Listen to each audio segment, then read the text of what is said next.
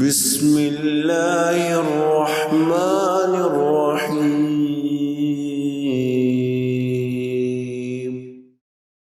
اپنی زندگی میں اپنے پیاروں کو اس دنیا سے انتقال کرتے دیکھنا ایک بہت بڑی آزمائش ہے۔ بعض اوقات یہ دکھ اور صدمہ اس قدر شدید ہوتا ہے کہ تنہا انسان ان لمحات میں بھول جاتا ہے کہ اسے ان مصیبت کے لمحات میں کیسا رد عمل دینا ہے۔ یہی وجہ ہے ہماری شریعت نے تعزیت کو نہ صرف مستحب قرار دیا ہے بلکہ تعزیت کرنے والے مسلمان کے لیے عظیم اجر و ثواب کا اعلان بھی کیا ہے۔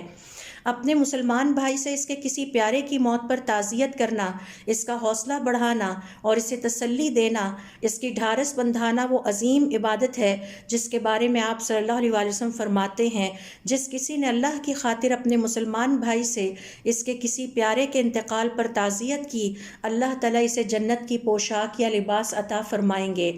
اہل علم کے مطابق گویا ایسے شخص پر جنت واجب ہو گئی۔ ایک اور حدیث میں آپ صلی اللہ علیہ وسلم کا فرمان ہے، جو شخص اپنے کسی مسلمان بھائی سے اس کے کسی پیارے کے انتقال پر تعزیت کرتا ہے، اللہ تعالیٰ اسے جنت کی خاص پوشاک یا لباس پہنائیں گے جس پر سب رشک کریں گے۔